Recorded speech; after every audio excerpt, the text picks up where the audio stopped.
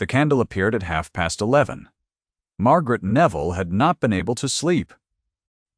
She rarely slept well in this house anymore, not since the solicitors had begun arriving, not since Cyril Barrow had taken to calling himself the master of Ravenscrow in sentences that were not yet true, but arranged themselves as though they were. She had been standing at the window of her dressing room in her night things, watching the frost settle across the south lawn when she saw it. A single flame. In the tower window, 3 stories above the east wing's roofline, in the room that had been locked since the autumn of 1811. She did not move for a long time. The lawn was very still. The flame did not flicker. Lady Winifred had said it plainly enough, 2 weeks past, in the drawing-room, over tea that had gone cold while they spoke. "Margaret," she had said, "a widow cannot hold a house." She had said widow, the way one says widow in this world, which is to say she had not said the word gently. She had said it as a category, a legal classification, a container with a very specific size and shape that could not be made to hold anything larger than itself. "You are young," Lady Winifred had added, which was as much as to say she would outlive this. The statement had not felt like comfort. It had felt like a door being quietly closed against the weather. The candle burned on. It was possible, Margaret knew, that it was nothing. A servant who had found the key. A child who had wandered up and was now frightened in the dark. Barrow himself, perhaps, cataloguing rooms he did not yet own, with the slow thoroughness of a man who likes to touch his inheritance before it is his. The tower room had no function, no furnishing beyond a chair and a writing table that Edmund had used when he wished to be alone, and Barrow had not expressed any interest in it, because Barrow had no use for rooms that could not demonstrate their value in a ledger.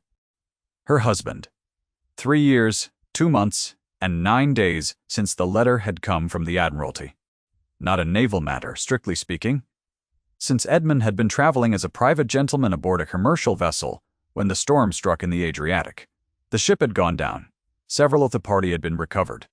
Edmund Neville, Viscount Ravenscrow, had not been among them. She had learned to speak of him in the past tense. She had learned to keep her voice level when she did it. She had learned to press her grief small enough to carry without disturbing others at dinner, to fold it, and fold it until it was the size of something she could put in a drawer and not look at. She had not learned to stop watching the windows of this house. If you are still holding to this story, still here in the dark with her at this window, then stay close. What happens next will require you. The candle did not go out. At 2 in the morning, Margaret went to bed. She lay with her eyes open until the house was fully silent, and then a little longer after that. At first light, she dressed without calling her maid, put on her walking shoes, and climbed the servants' stair to the east wing.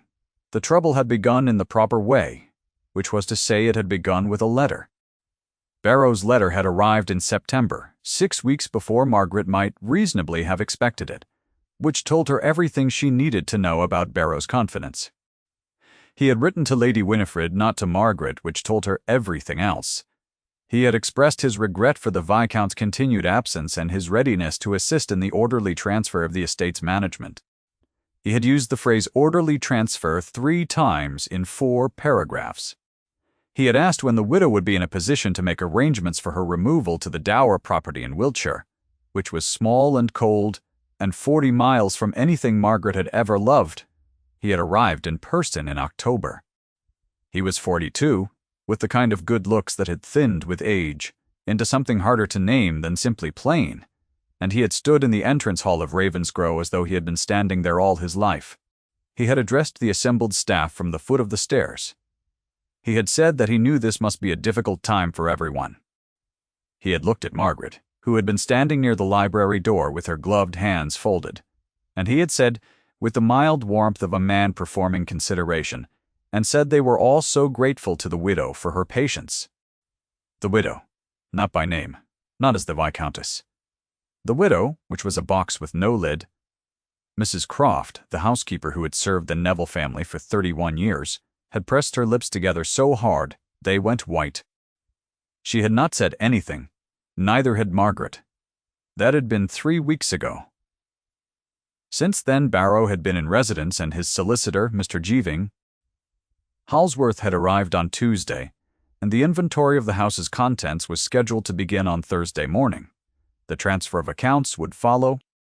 Lady Winifred had come in her own carriage from Bath, not to oppose this process, but to smooth it, which was in its way worse than opposition, because it left nothing to push against and no clear direction in which anger could be aimed. Margaret had spent the 3 weeks managing what she could. She had spoken to Mrs. Croft about the staff wages, ensuring they would be paid through the month regardless of what Barrow arranged. She had written to her own solicitor in London.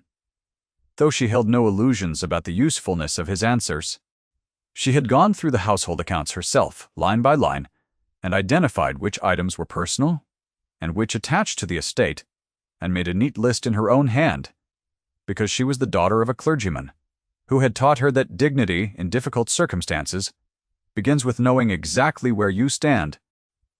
She had sat with Lady Winifred on 3 occasions during those weeks. Lady Winifred was not unkind. She was never unkind.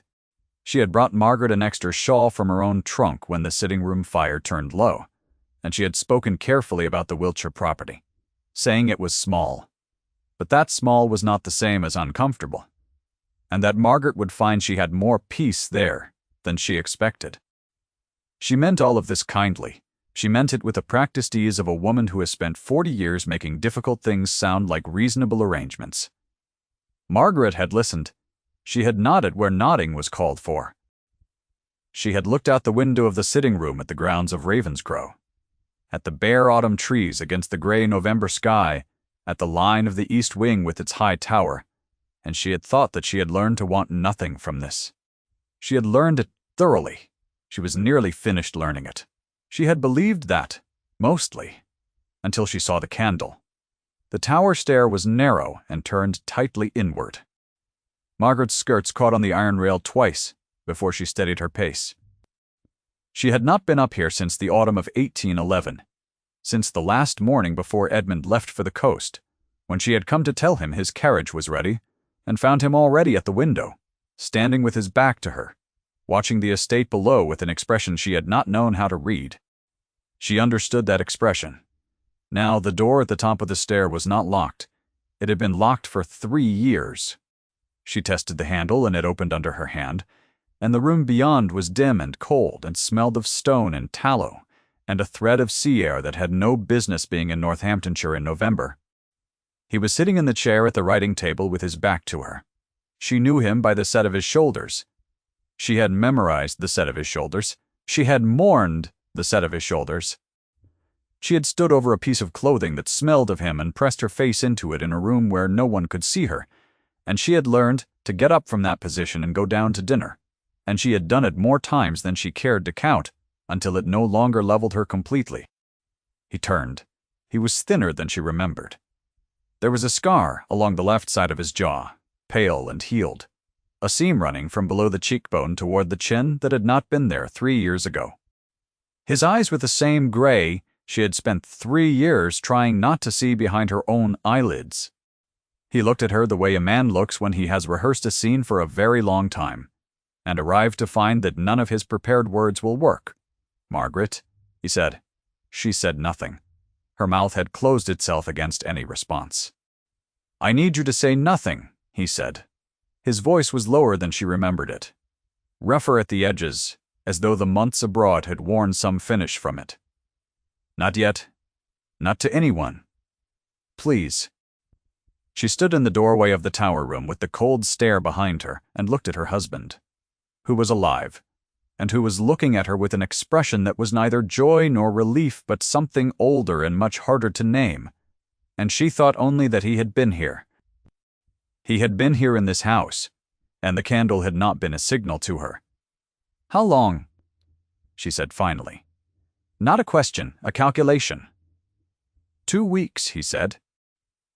She sat down on the floor of the tower room because she could not locate the second chair, and because her legs would not hold her for another moment, and because she was 24 years old, and her dead husband was alive, and she had no framework at all for what was supposed to happen next. The days that followed were the strangest Margaret had known, and she had known some strange days since the letter from the Admiralty. She did not say anything to Lady Winifred. She did not say anything to Mrs. Croft, though. She thought Mrs. Croft suspected something, because Mrs. Croft had 31 years of service, and the eyes that went with them, and Mrs. D. Croft had been in the house the night the candle appeared, and there was a way she had of looking at the east wing stair that she had not had 2 weeks prior. Margaret managed Barrow's presence as she had been managing it, with the flat courtesy of someone who knows they have no leverage and has decided not to pretend otherwise. She attended his small pronouncements about the house with the appropriate expression. She answered his questions about the domestic accounts, with precision and without embellishment. She gave him no reason to look at her too closely. She thought about what Edmund had asked her. Say nothing. Not yet. Not to anyone. She thought he was asking her to wait again. She was not certain she had agreed to it in the tower room. She had not been capable of agreeing to anything in the tower room, having spent a considerable portion of her available energy simply remaining upright.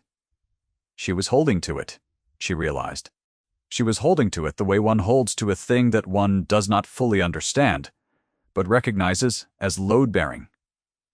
Edmund moved through the house at night.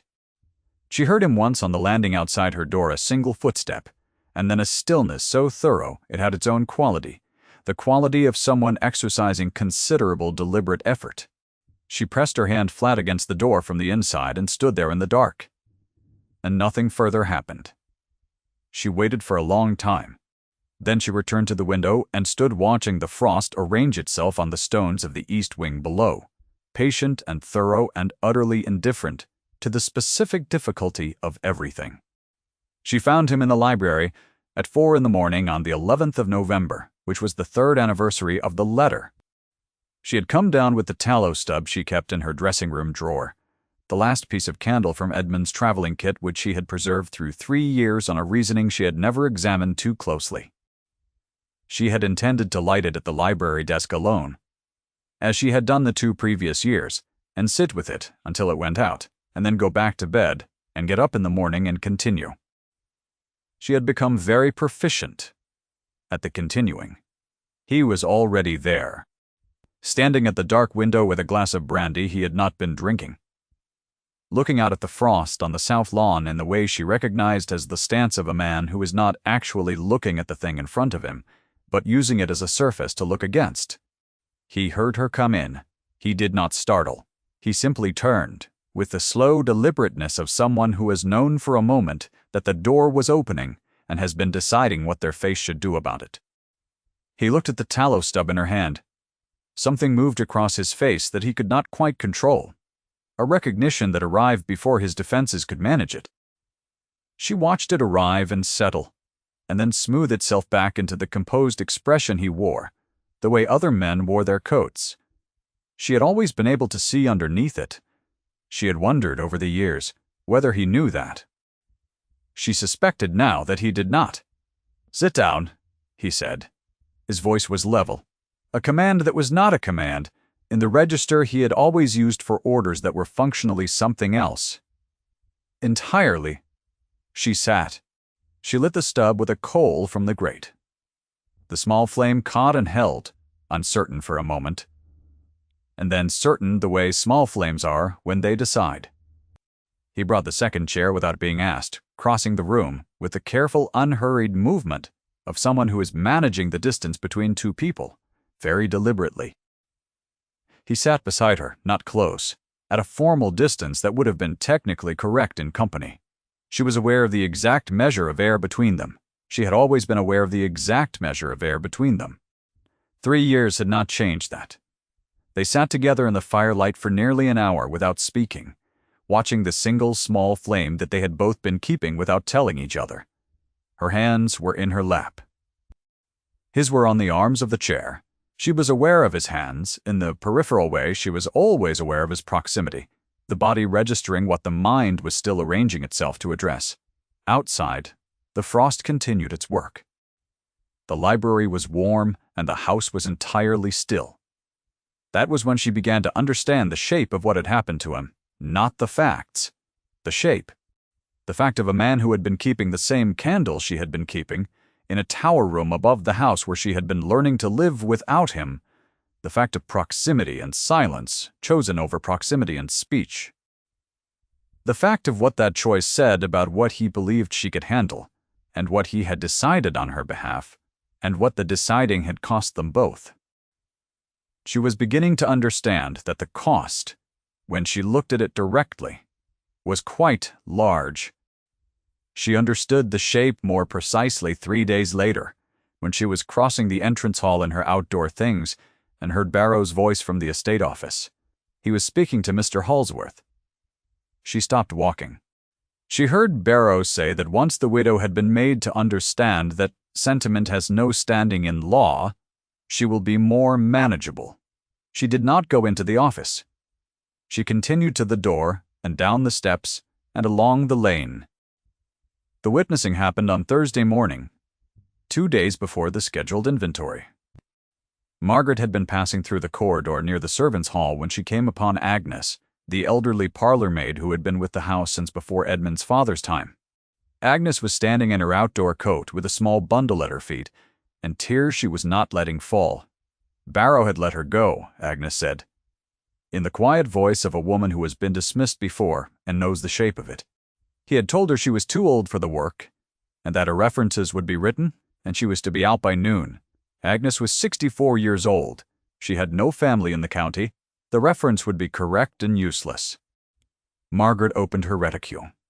She gave Agnes the sovereign she had set aside for the milliner's bill, the last coin of any size she had privately. She spoke to Mrs. Branchen Croft about housing Agnes in the spare room off the housekeeper's quarters, until a better arrangement could be made. She did all of this in the corridor, calmly, in a practical voice, and Agnes did not thank her extravagantly, because Agnes was a woman who had spent 60 years in service and knew that gratitude drew too much attention to the transaction. Margaret did not know Edmund was on the servants' stair above her. She learned it that evening, when he appeared in the library door and stood there with his hand on the frame, looking at her with an expression that had no name she had been given yet. He said quietly, "You gave her your last sovereign." It was not a question. She did not answer it. "Come in from the window," he said, in the way he always had, the way that made it impossible to hear the order without hearing the other thing beneath it. She stayed where she was. "Edmund," she said, "tell me what happened." He sat down. He told her. The storm had come up in the Adriatic faster than the crew had anticipated. The ship broke apart within the hour. Edmund had been recovered by a Neapolitan fishing vessel, half-drowned with 2 cracked ribs and an injury to his left hand that cost him the use of 3 fingers for a month.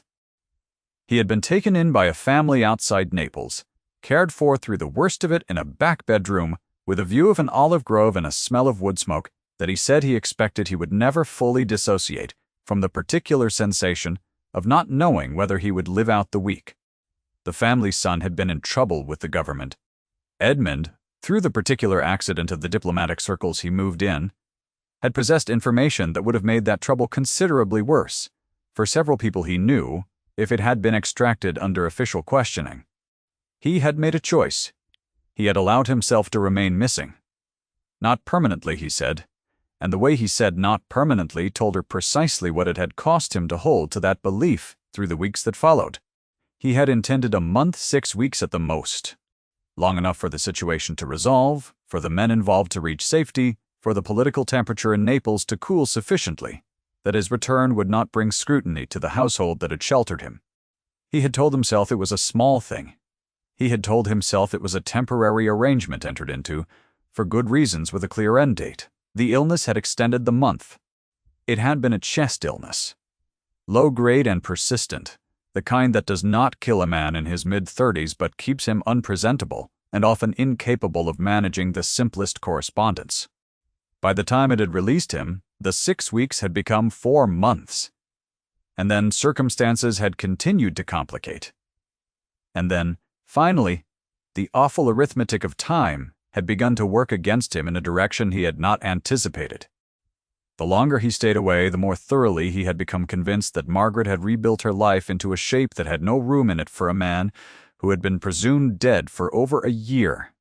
and that arriving without warning would shatter whatever peace she had made, rather than restore anything. He had convinced himself of this. He used the word convinced, flatly, without ornament, and she heard in that flatness how much the convincing had required, how much it had cost him to do the work of convincing, and how thoroughly he had succeeded. He had come back, he said, because the estate was going to Barrow, and he could not stand by and let that happen. He had not, he said, come back for himself. She sat with that for a moment. She looked at the scar along his jaw and the gray in his eyes and the way he held himself in the chair as though he expected to be asked to leave. "You did not come back for me," she said. He was quiet. "You did not believe I would choose you," she said. He was still quiet. "So you chose for me instead," she said. If you have ever loved someone who made a decision about your heart without consulting your heart about it, you will understand what Margaret felt in the few seconds after she said that. "Stay, if you can." She stood up. She said in a quiet voice that had nothing of anger in it, and nothing of grief, and nothing she could quite identify except the sound of something settling into its final shape, that she needed to be alone. She left the library. She went upstairs. She stood at the window of her dressing room and watched the frost settle across the south lawn for a very long time. She had spent 3 years grieving a dead man. She understood now that she had been grieving a living one, which was an entirely different kind of loss, because it had no procedure and no form letter, and no recognized name in this world. It had only a man who had loved her too carefully to trust her, and 3 years of a box, with no lid, and a tallow stub kept in a drawer for reasons she had never examined. The specific injury of it was not the absence. She had survived the absence. She had done the work of the absence with the same methodical attention she brought to everything that asked for endurance. The specific injury was that he had been making calculations about her heart without her knowledge, without her consent, without once considering that she might want to be consulted about what she was able to bear. He had decided she had moved on. He had decided she was better served by his continued absence. He had decided all of this with what she did not doubt was genuine care for her, genuine belief that he was choosing her welfare over his own. And the result had been 3 years of the widow and the box with no lid. That was the part she could not quite hold without her hands wanting to do something. She had no outlet for. She thought of the tallow stub in the drawer. She thought of what it meant that he had been in the house for 2 weeks without speaking to her, and what it meant that she had nonetheless kept the stub, year after year, through the long business of learning to survive without him. She thought that he had not trusted her with her own grief. He had thought he knew better than she did what she could hold. And she was 24 years old, and she had been held inside a box with a label on it for 3 years, and she was not, she had discovered in the last several hours, willing to climb back into it, simply because a man had decided her situation for her with the best of intentions. She began to sort her things. She folded the winter shawl and placed it in her case. She took the miniature of her father from the desk and wrapped it in a handkerchief. She worked through the afternoon and into the evening with the methodical calm of someone who has been through this before and knows which objects matter and which ones do not. She did not touch the tallow stub. The following morning she went into the village on a small errand. She was passing the chandler's shop on the return when she caught a thread of conversation from 2 women standing in the doorway. One of them was Mrs. Pelham, the physician's wife, a woman Margaret had always found kind in the way that costs nothing. She heard Mrs. Pelham say it, with no malice and nothing in her voice but a mild, tired recognition. Poor woman. The widow. She has been so dignified about all of it. One must allow her that. What is she to do with herself, really? At her age. What is she to do with herself, really? Margaret walked past without pausing. She did not stop walking until she reached the lane that curved back toward the hall's south gate, and then she stopped and stood in the November light for a moment and breathed. She went back inside. She carried her case down to the hall. The entrance hall of Ravenscrow had not changed since the day Edmund's father commissioned the stone floor. It had the quality of rooms that have been the same for so long, they know themselves. High-ceilinged, cool, with the winter light falling through the east windows in long pale bars that in November reached only as far as the bottom step of the stair. Mr. Halsworth had arranged his papers on the hall table. Barrow stood near the library door with his thumbs in his waistcoat pockets, as though the room had been arranged with him at its center. Lady Winifred sat in the chair near the cold fireplace with a handkerchief folded in her lap that she had not unfolded.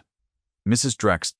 Croft stood at the far end of the room, with the senior footman and two of the parlourmaids, their faces arranged into the particular careful blankness of household staff who are waiting to learn what they are. Margaret had come down to speak to Mrs. Croft before this began, to review the staff wages one final time. She had not known the assembly was already gathered. She stood at the base of the stairs. "Ah," said Barrow, a small settling sound. A sound that had already decided the room. The widow. We were just about to begin. She said nothing. She turned toward the door. She heard the footstep above her on the stair. It was not a hurried footstep. It was the footstep of a man who has made a decision and has finished making it, which has a particular sound that is slower than urgency and heavier than calm. She felt it in the stone floor before she heard it fully. She turned back. Edmund descended the stair in the navy tailcoat, which had been pressed by someone overnight, and his cravat was straight, and his face was the face she had spent 3 years learning to describe in the past tense. He came down the last 4 steps without looking at the assembled room. He was looking at her. He stopped at the foot of the stair, 1 step from where she stood. Barrow had not moved. He said, "Neville," in the voice of a man who has been caught mid-sentence and is searching for his authority. And the word came out badly, without the sureness it was intended to carry. Edmund turned his head. He looked at Barrow. "She is my wife," he said. "She has always been my wife." 11 words, level, not loud, not a performance. A statement of procedural fact in exactly the voice he used when he said, "Sit down," or "Eat something," or "Come in from the window." The voice that was not asking. Lady Winifred closed her eyes.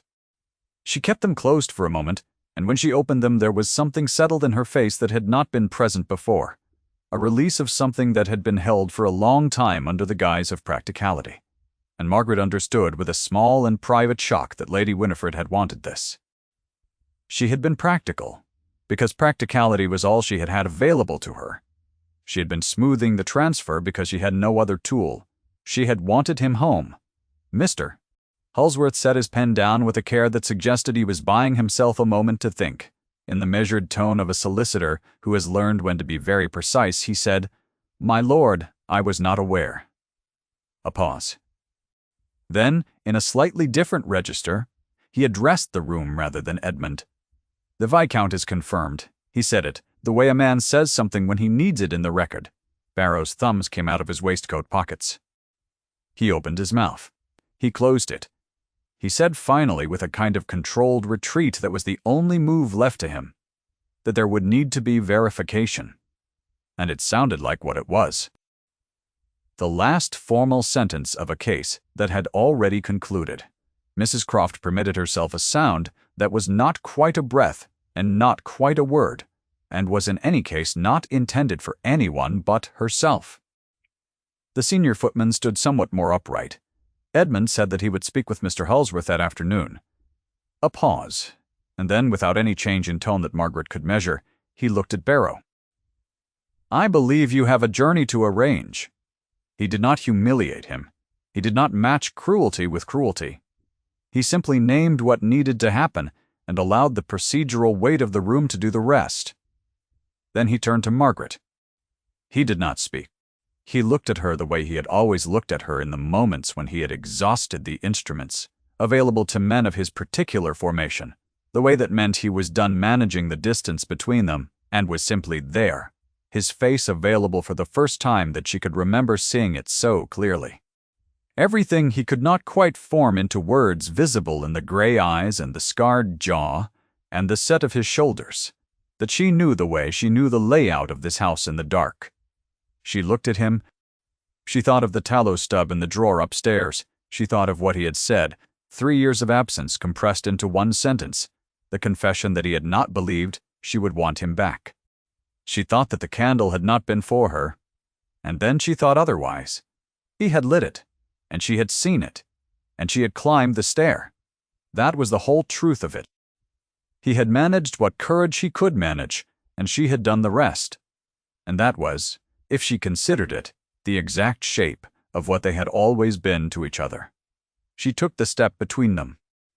He put his hand against her cheek, with the care of a man who is not entirely certain he is permitted to, who is operating on the thinnest thread of hope and knows the risk of it. She reached up and held his wrist. Not to stop him. To keep him there to confirm that he stayed real under the confirming. The entrance hall of Ravenscrow was very still. That evening they sat together in the library, the fire running high, and Edmund spoke to her properly for the first time. Not with the careful words he had managed in the tower room, the prearranged sentences that had collapsed before they were fully spoken, with words that had no performance in them, no arrangement, no deliberate management of what she might feel about any of it. He told her what the months had been. He told her about the farmhouse in the hills outside Naples, and the family who had given him a room and a thin blanket and a cup of something hot every morning without ever asking his name, because they understood from the shape of the situation that names were the kind of information that could cause problems for everyone involved and were better not pursued. He told her about the youngest daughter of the family, who was 12 years old, and who had brought him a small illustrated almanac from somewhere, and left it on the windowsill of his room because she had noticed he was the kind of man who was worse when he had nothing to read. He had kept the almanac. He had it still. He did not know why he had mentioned the almanac. He stopped talking for a moment when he mentioned it. He told her about the men he had been protecting, who were not dramatic men, who were simply men in the wrong circumstance at the wrong moment, who had made the mistake of knowing things that men in authority preferred to keep unknown. He did not name them.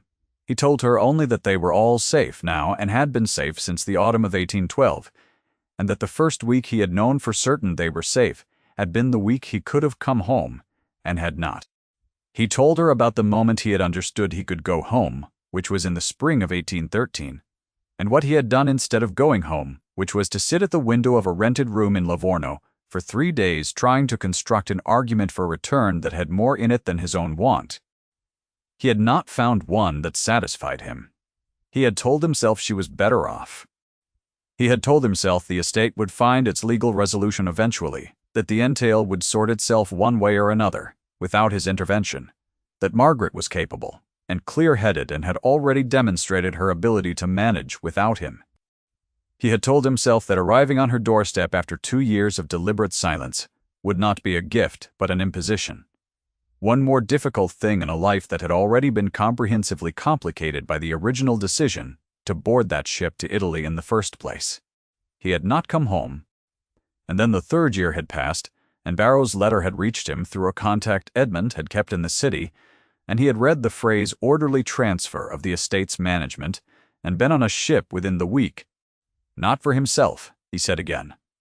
And he said it with the same flatness he had used the first time, but now she could hear more clearly what the flatness was covering, which was the knowledge that he had been a coward about the only thing that actually mattered, and that he had performed his cowardice in the vocabulary of sacrifice, which made it considerably harder to look at directly.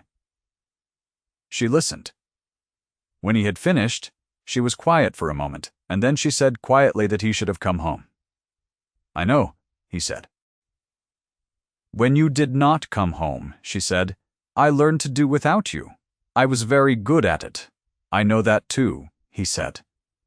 She looked at the fire for a moment. Then she said she was not certain she wanted to be good at it anymore. He said her name. Just her name, Margaret, in the way he had always said it, which was slightly differently from the way he said everything else, slightly lower, as though her name was a particular weight that he had been carrying and was glad to have a reason to set down. He said it, and did not say anything after it, and she thought that was probably the right instinct, to let the name do the work without crowding it. She took the tallow stub from her pocket. It was small and badly used, and there was perhaps an inch of it remaining. She set it on the edge of the writing table and lit it from the fire.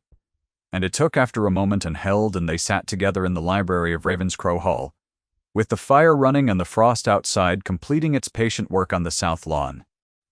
And the house was quiet in the way that houses are quiet when they have been holding something for a long time, and have finally, at considerable cost to everyone involved, been permitted to set it down.